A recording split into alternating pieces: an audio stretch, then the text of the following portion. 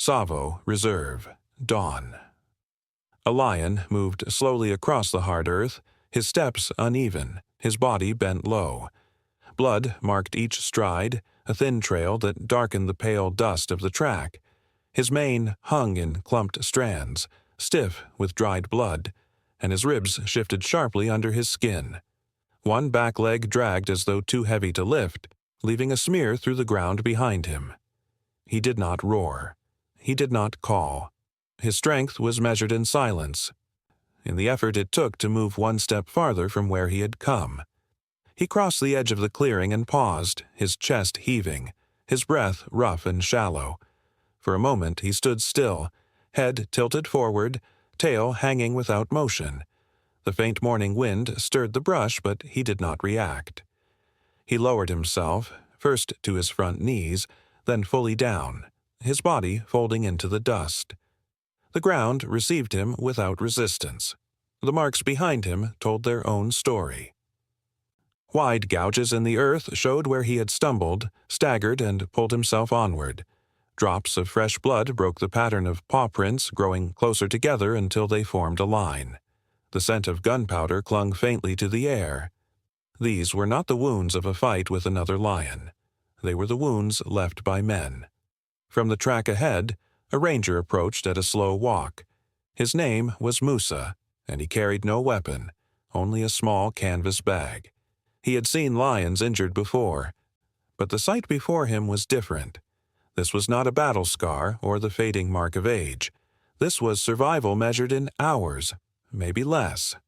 If the lion could not rise again, the scavengers already circling above the ridge would finish what the hunters began.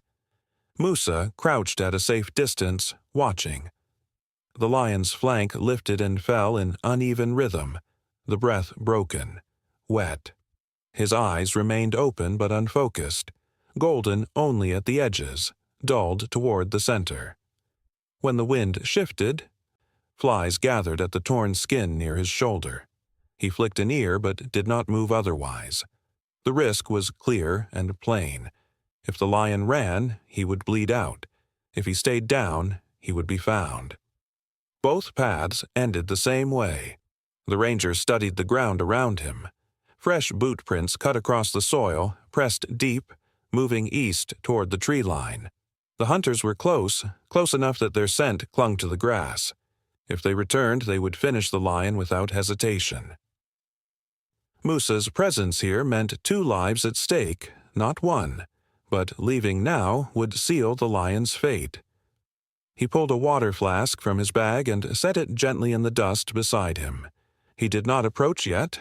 He waited, allowing the lion to register his stillness. The animal's ear twitched once more, then settled.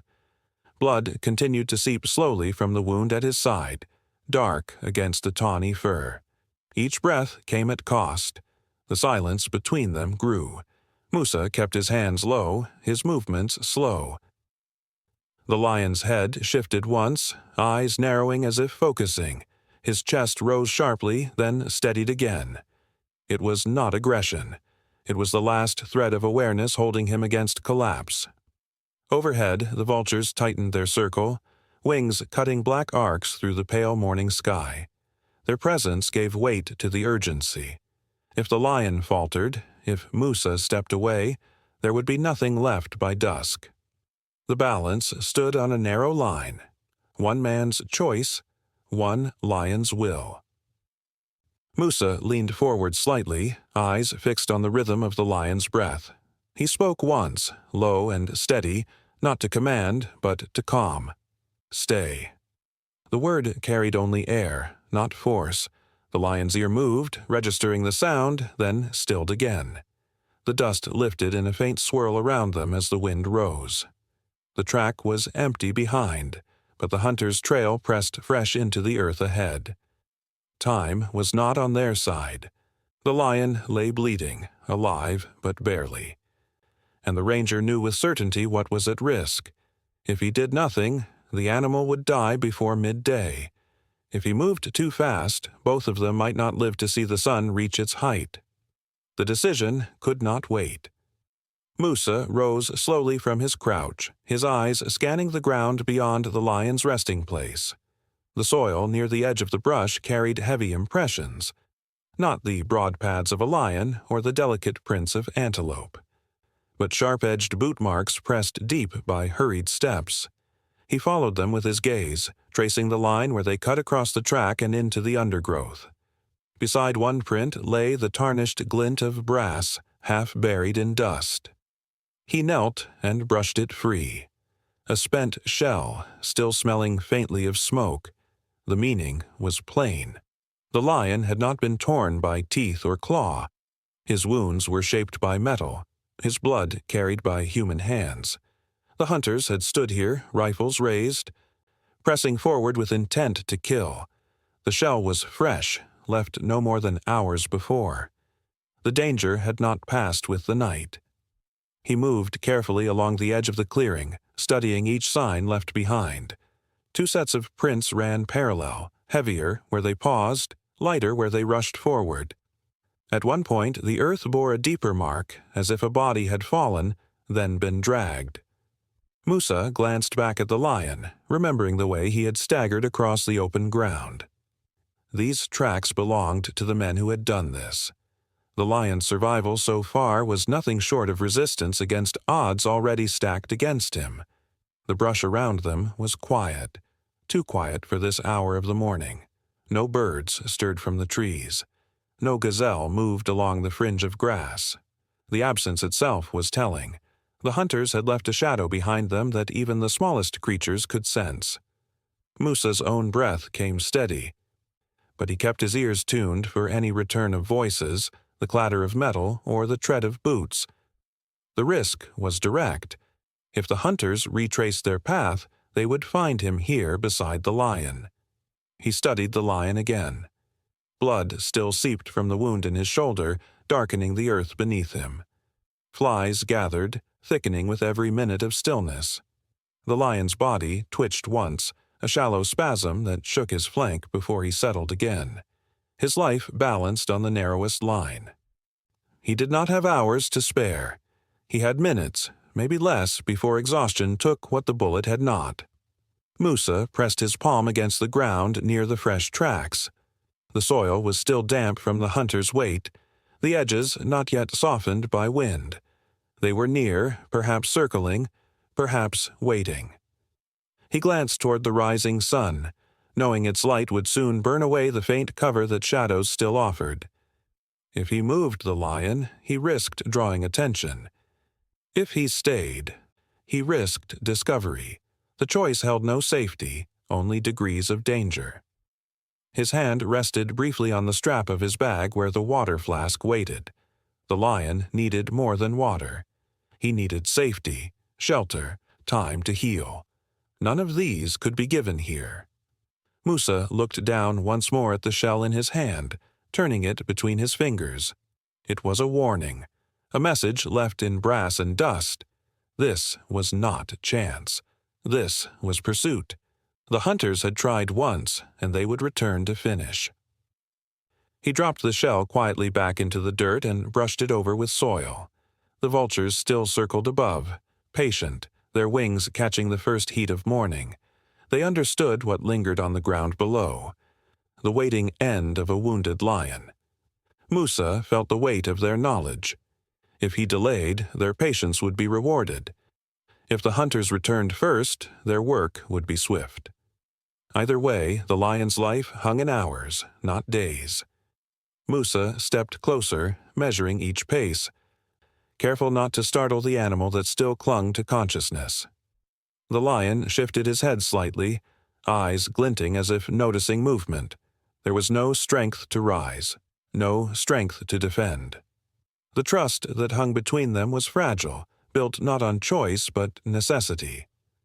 Musa whispered once, steady and low, words that mattered less for meaning than for calm. Not yet. The prints in the dust told the truth of what had happened. The shell told the truth of what could still come. And the lion, lying in the dirt, told the truth of what was at risk. If the hunters returned now, there would be no chance at survival. If Musa left him here, he would not see another dawn. The evidence was clear.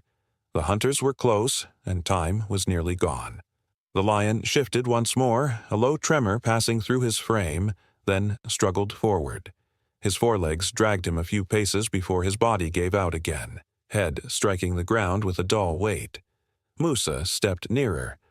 Each move measured, the flask of water gripped firm in one hand and a folded cloth in the other. He had radioed for help earlier, but the distance was wide and the signal weak. Backup would take hours, maybe more. Hours the lion did not have. The choice settled over him like the heat rising from the earth. If he waited, the hunters might return to the gully, drawn back along their own tracks. If they found the animal like this, bleeding and weak, they would not hesitate. If they found him here too, crouched beside the lion, neither life would continue past this morning. The risk was sharp and plain. But walking away, leaving the lion where he lay, meant watching death by silence. Musa could not accept that. The lion stirred again, forcing his weight onto trembling legs, and staggered toward the dry gully that cut through the scrub ahead. His body lowered clumsily down the slope until he collapsed at the base, chest heaving, sides marked with dust and blood. The gully offered shade, but it also pinned him in. If hunters appeared, there would be no escape. Musa knew this and followed anyway, stepping into the hollow with deliberate care. He knelt a few paces off, setting the flask within reach. The lion's eyes opened, dull but watchful, fixing on the glint of metal in the sunlight. Musa's voice stayed soft, one phrase, low enough to carry only a breath. "Easy now." The lion did not move, only closed his eyes again as if saving what little energy remained. The flies buzzed thicker, gathering around torn flesh, feeding on the heat of the wound. Musa lifted the cloth, soaked it from the flask, and waited, holding it steady until the lion's labored breathing slowed. Above them, the vultures circled lower, their wings catching in the still air. Their descent was another reminder. If he faltered, they would descend without pause. Musa pressed the wet cloth against the lion's side, blotting carefully at the wound. The lion shuddered, a faint growl rumbling deep in his chest, but he did not rise. Trust was fragile, held in the space between resistance and collapse. If the lion lashed out now, Musa would not escape the gully alive. The sun climbed higher, light spilling directly into the hollow. Musa glanced once toward the ridgeline. Silence stretched across the brush, broken only by the faint rattle of wings overhead. No voices yet, no crack of rifles. But the prints he had seen told him the hunters were not far. They had marked this place already. If they came back to track their quarry, this was where they would look. He poured a thin stream of water into the dirt just beside the lion's mouth. At first, there was no movement. Then the tongue flicked once, twice, and the water disappeared. Musa poured again, steady, letting the lion take what he could manage. Each swallow seemed to cost effort, but each was also a step away from collapse. Still, the truth held firm. This place could not shelter them long. The gully gave shade but no protection. If Musa carried on alone, he risked everything. If he waited for others, the hunters would likely find them first. The choice had already been made in action. He was here with the lion, with no shield but time and silence. He pressed the cloth once more against the wound, firm but gentle, slowing the seep of blood. The lion's breathing steadied, though it remained shallow. Musa's own chest rose in rhythm with his, aware of every passing second. The danger was not abstract. It pressed against the edges of the hollow, waiting. If the hunters returned before help arrived, survival would end here. The lion lay weak but alive. Musa stayed at his side, water and cloth the only barriers between him and death. The decision had been made. He would not wait for safety. He would risk the hours ahead, alone, with a wounded lion and the shadow of hunters close enough to return at any moment. Musa shifted onto his knees in the dust, the flask gripped in one hand, his movements measured as though each sound might disturb the fragile space between life and death. The lion lay stretched on his side at the base of the gully, ribs rising unevenly, blood drying dark against his tawny coat, his eyes half closed, flickering open only to track the faintest movement. The heat of morning pressed heavy into the hollow, carrying the smell of dust, sweat, and iron. Musa uncapped the flask and let a thin stream of water fall slowly toward the lion's muzzle. At first, there was no response. The liquid pooled against the dry soil, sinking away before it could touch him. Then the lion's tongue flicked once, dragging weakly across the ground. Musa tilted the flask again, guiding the water closer. This time, the tongue reached, rough and trembling, and a swallow followed. The moment stretched long. The lion could have turned his head, snapped with the last of his strength, ended the fragile truce that held them in the hollow. But he did not. His chest lifted shallow, fell again, then rose once more, each breath a fragile thread binding him to life. Musa poured again, slower, a rhythm of patience and caution. The lion drank in silence. A fly landed on the torn edge of the wound. The lion twitched his ear but did not lift his head. Musa dipped the cloth into the remaining water, squeezed it lightly, and pressed it against the matted fur near the injury. The lion's flank tightened, a low vibration building in his chest. Not a full growl, only a sound of instinct. Musa held still, waiting, pressing gently without force. The vibration eased, the growl faded back into the rhythm of shallow breathing. Overhead, the vultures circled lower, their wings whispering as they dipped closer to the gully walls. Their shadows moved across the ground, stretching over Musa and the lion both. He knew what they waited for. The choice was simple in their world. If the lion's chest stopped rising, if Musa faltered in these small interventions, the sky would fall into the hollow. The ranger leaned closer, his words barely above a whisper. "Stay." It was not a command, only a steady note meant to anchor them both. The lion's eye opened wider for a moment, catching the light, then closed again. The water had reached him. The cloth had slowed the bleeding. Each act was no cure, but each one carried weight, small measures against the certainty of death. The air in the gully thickened as the sun climbed. Musa's shirt clung to his back, sweat tracing through dust. He poured again, the last of the flask dripping against cracked lips. The lion swallowed, his throat moving faintly. It was enough. The silence between them shifted. Not broken, but changed, filled with the knowledge that one had given and the other had accepted. Musa glanced once toward the rim of the gully. The brush beyond remained still, though the boot prints in the soil above told him danger had not passed. If the hunters returned now, this fragile trust would mean little. He could not carry the lion. He could not fight men with rifles. All he could do was stay, kneeling beside a predator who had chosen, in his weakness, not to strike. The lion's breath steadied into a thin, regular pattern. His sides still shook with effort, but the rhythm was stronger than before. Musa rested the damp cloth across the wound, his hand lifting slowly away. The lion did not react. His ear twitched once, then fell still again. Trust began without declaration. It lived in the shallow rise of a chest that continued, in the acceptance of water from a hand that could so easily have been ignored. In that silence, beneath circling wings and the shadow of hunters unseen but near, Musa understood the risk in plain terms. If the lion moved, he could die. If he stayed, the hunters could end them both.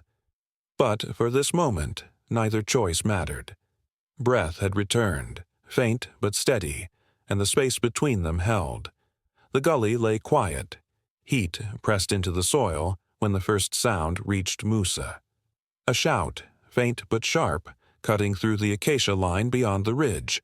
His body stilled at once. The lion's flank rose, fell, steady for now, unaware of what drew closer. Musa listened, head lifted slightly, as another voice carried on the wind. Low, rough, answering the first. The hunters had returned. His eyes swept the gully walls.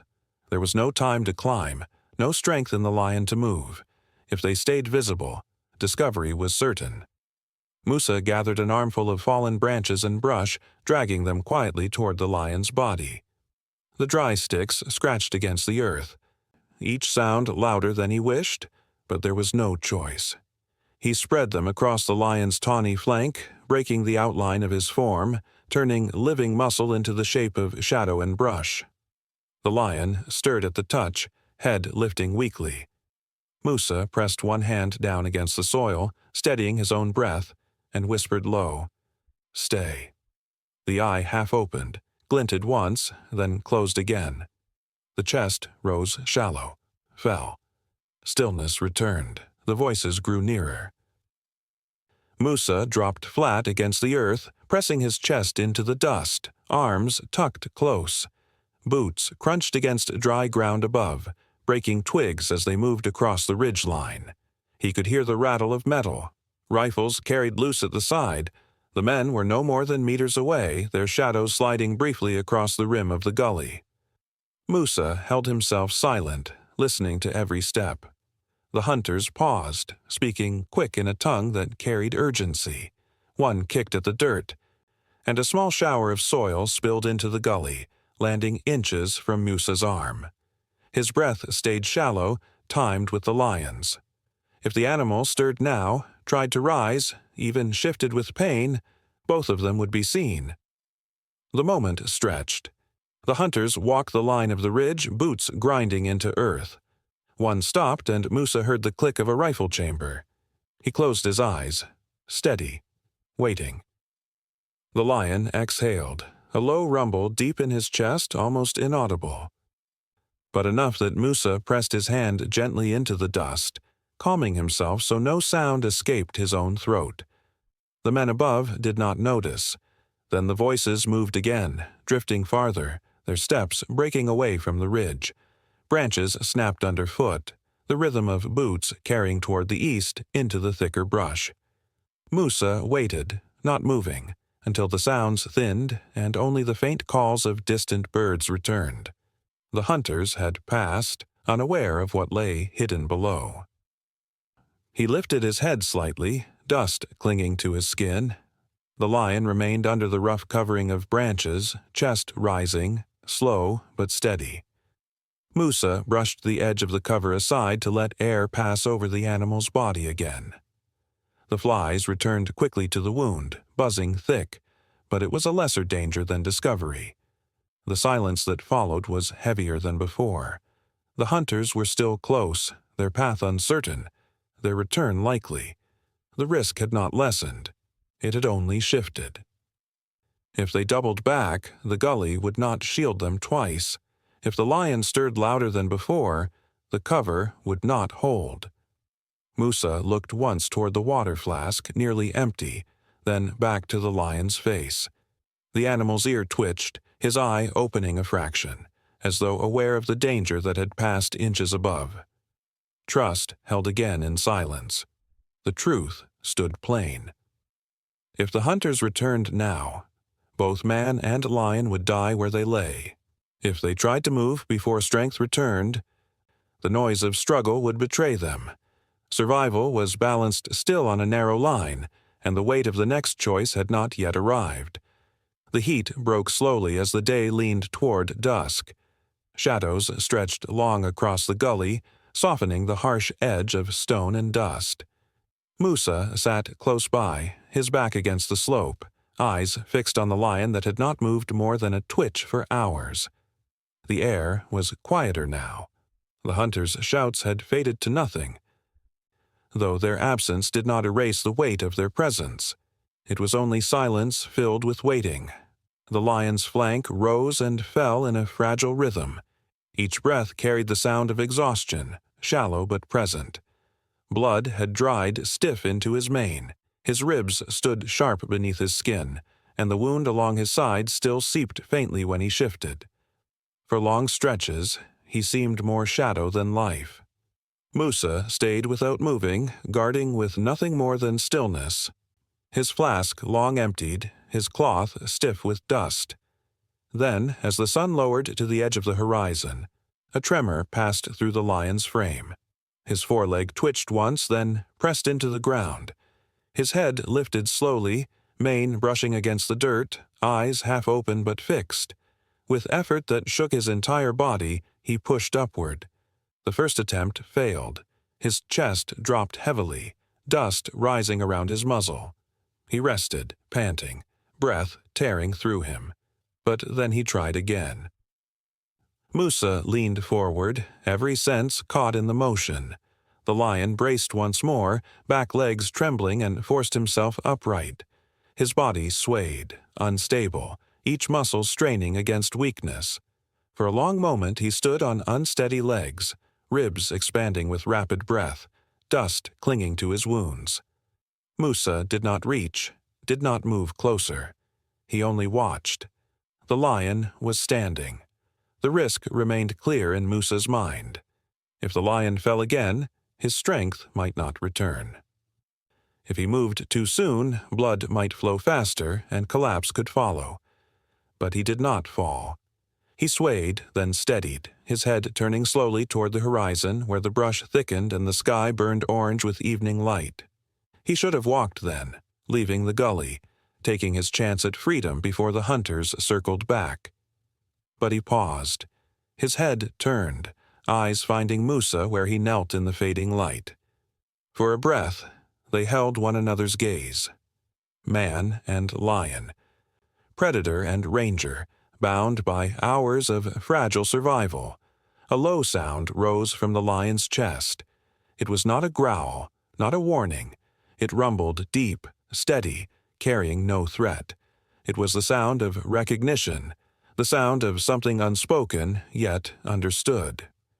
Musa's hand pressed lightly into the earth, steadying himself, though the sound held no danger. It passed through the gully like a quiet statement, brief but unforgettable. The lion blinked once, slowly, then turned his head back toward the horizon. His steps were weak but forward, each paw dragging slightly before finding its place. He climbed the slope with effort, tail low, mane heavy with dust. At the rim, he stopped once more, chest heaving against the last of the day's light.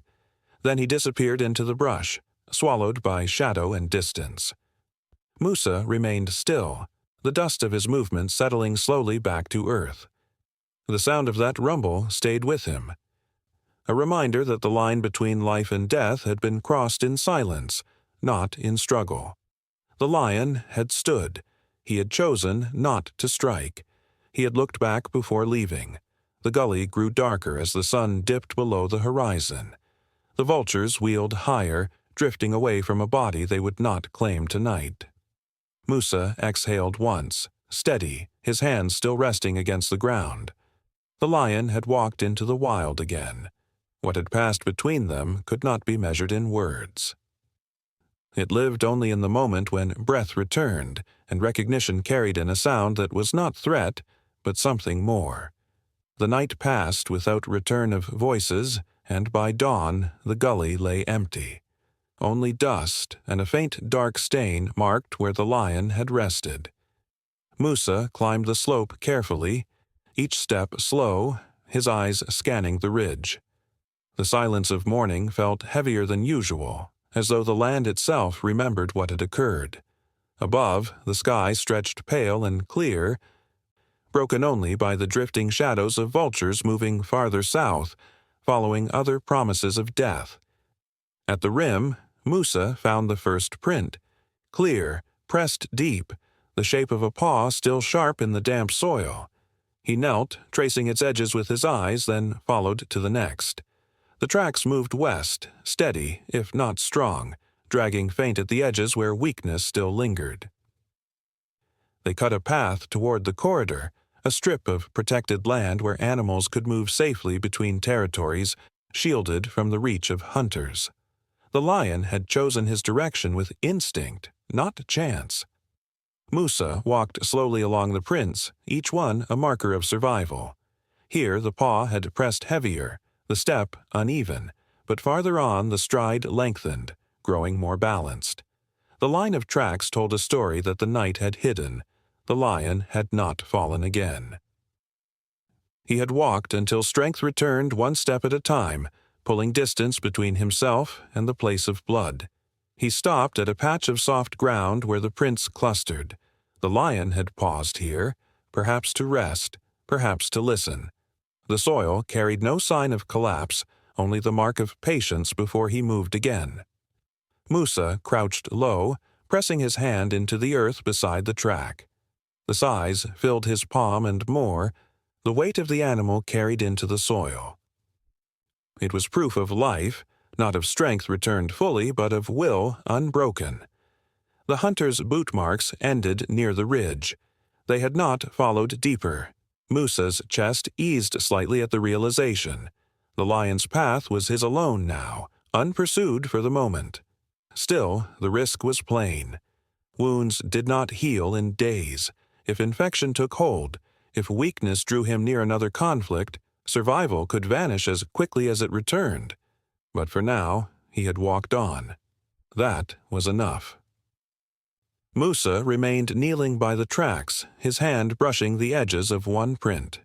He thought of the moment in the gully. The lion, standing unsteady, turning his head, the low rumble carried not as threat, but as something different. He realized then the truth that could not be overlooked. The lion had survived because he chose silence where there could have been violence. In weakness, he could have struck. In fear, he could have ended the fragile space between them. But he had not. The trail moved on westward, fading into the brush where grass had begun to swallow the soil. Musa did not follow farther.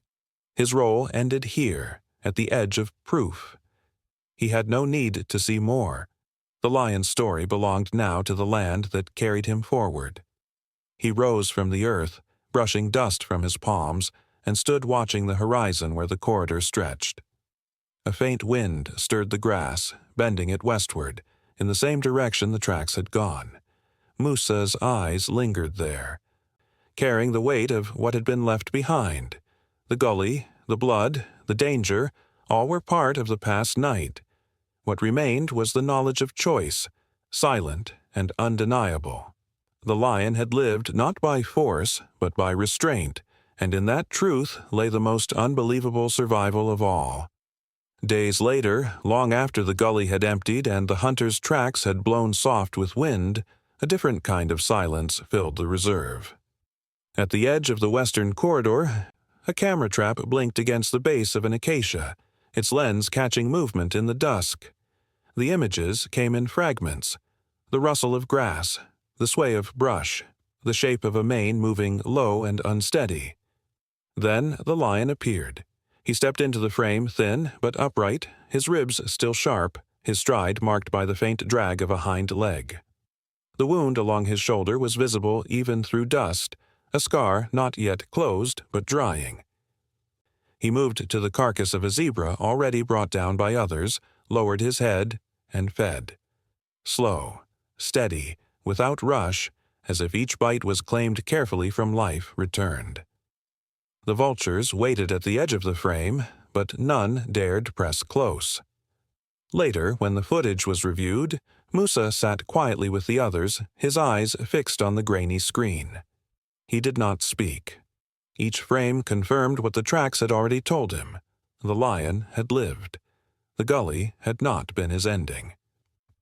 Against injury, against hunters, against chance itself, he had walked away. And here he was, not only alive but feeding, reclaiming the strength that had almost slipped from him. The scars showed clearly, ridges of raw flesh catching the last light. They would mark him for life, reminders of what he endured. Yet his posture told another truth: upright, alert, not bowed.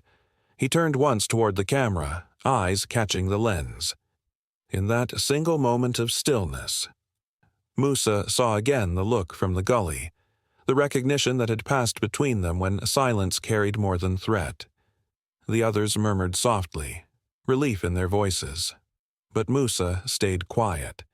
Words seemed too small for what the images carried. He thought of the hunters passing only meters above, rifles ready, while the lion lay hidden under branches. He thought of the flask of water poured into the dust, of the cloth pressed against torn flesh, of the rumble that had left the lion's chest before he walked away. He carried those hours still, and now the footage gave proof that they had not been lost. The risk had always been plain. If the lion had failed to stand, he would have died. If he had struck in fear, Musa's life would have ended in that gully. If the hunters had turned their eyes down, both stories would have closed in the dust. But none of those endings came. Instead, the lion had chosen restraint when violence was possible, had chosen movement when collapse waited, and in doing so, he had carried not only his own life, but Musa's with him. The final frames showed the lion moving back into the corridor, his mane brushing against tall grass, his body half swallowed by the wild. The screen blinked once, then turned dark. Musa sat still for a long time, the silence of the room broken only by the hum of the device. Outside, evening drew across the reserve, the horizon glowing faint orange before fading to gray. Musa stepped into the open air, the wind brushing against his face. Somewhere to the west, beyond what could be seen, the lion walked again, scarred but alive. The story ended not with rescue, but with return. The lion had lived, carrying in his survival the quiet truth of that day, that life had been spared, and in silence both man and lion had walked away. The grass bent under the wind, the corridor stretched endless into shadow, and distance closed gently around him.